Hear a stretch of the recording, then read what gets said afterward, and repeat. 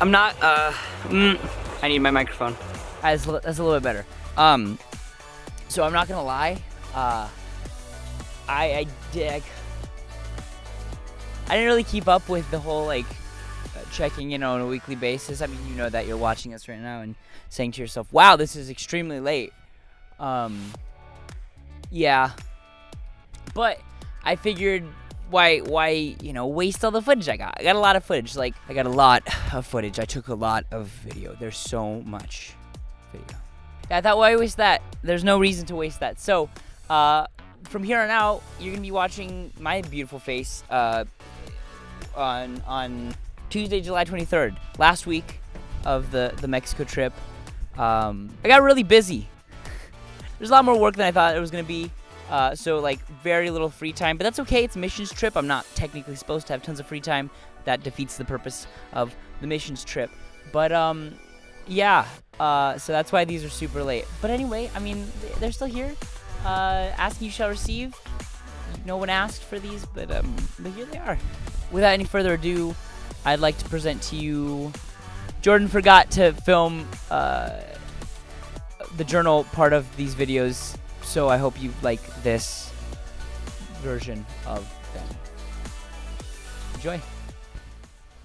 Okay, so we are now at week number 2. Sorry if the first 2 were really dramatic. I was going through a lot of stuff. Missions are hard, man. Not gonna lie. But now I'm back to being me, back to life, back to reality.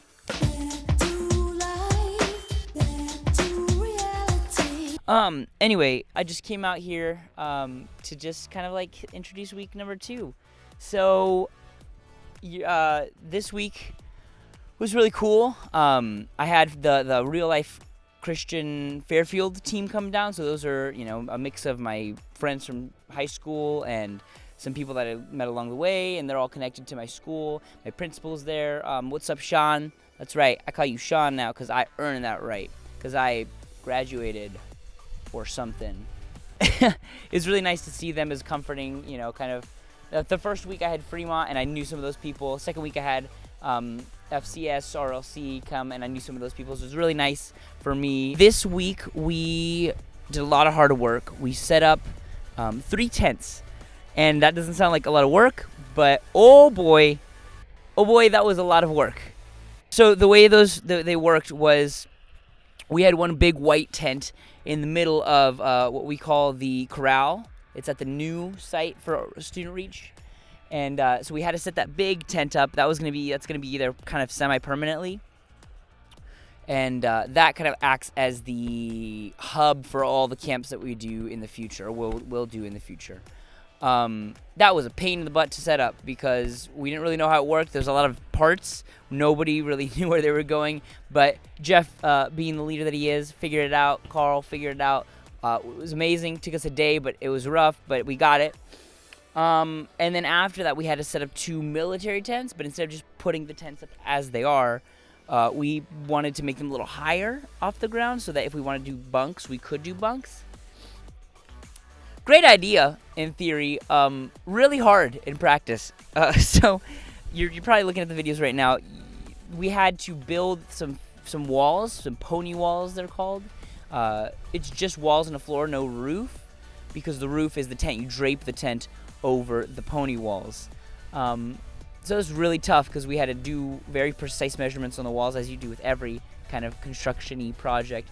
But it was tough. I'm not gonna lie, it was really tough. But the end result was really cool, and to be able to kind of see that come together, and now looking back on it, editing this video, or whatever this is, me watching this back, it's nice to see, the finished product, and know that we went on from week 2 to use those like crazy. So we ended week 2 with a big kind of like bonanza thing, a big party, kind of celebrate the fact that we built the camp.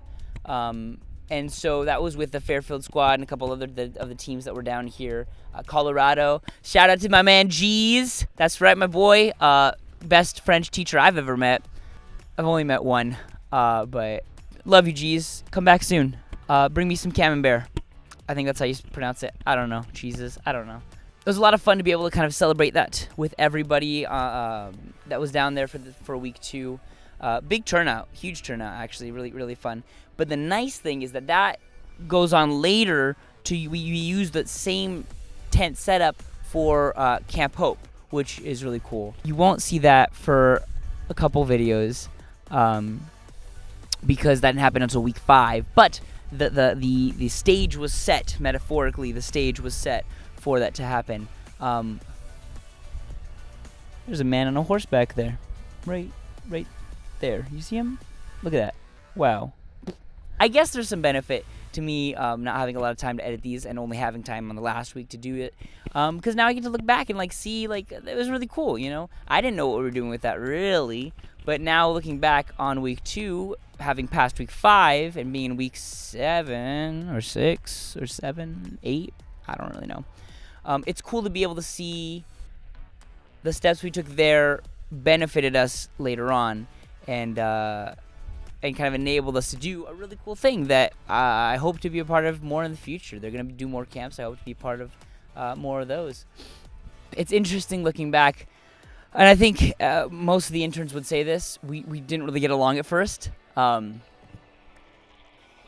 We have very differing personalities, and the ones of us that have very similar personalities were very strong in it. So it was just interesting looking back, you know, thinking at that point I was like, yeah, I don't necessarily want to stay here for too much longer.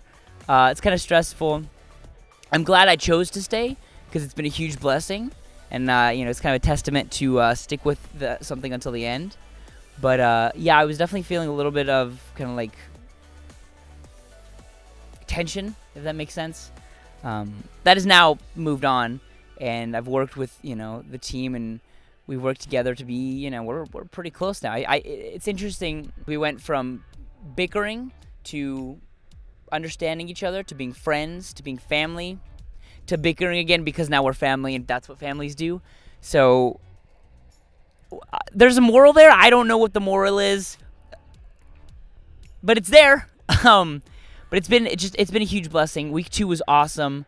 You know, and it was a very important time, even though there was some high tension, high stress, because, you know, you've got these conflicting worlds. Just from my point of view, I had my conflicting worlds of my school life and my Jordan as an intern life and trying to hold a microphone while gesturing. You know, I had these two worlds kind of coming together and crashing into each other. It was a little stressful for me, but that's an important part of life, right? Merging your worlds.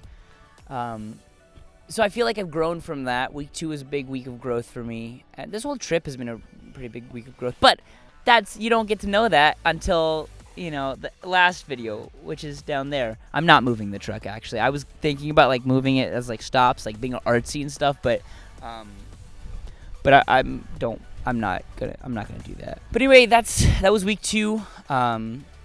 Forgive my rambling. It's very hot. I'm wearing all black clothes because I'm from California and heat doesn't exist to me. But I am sweating profusely. Yeah, I think that's it.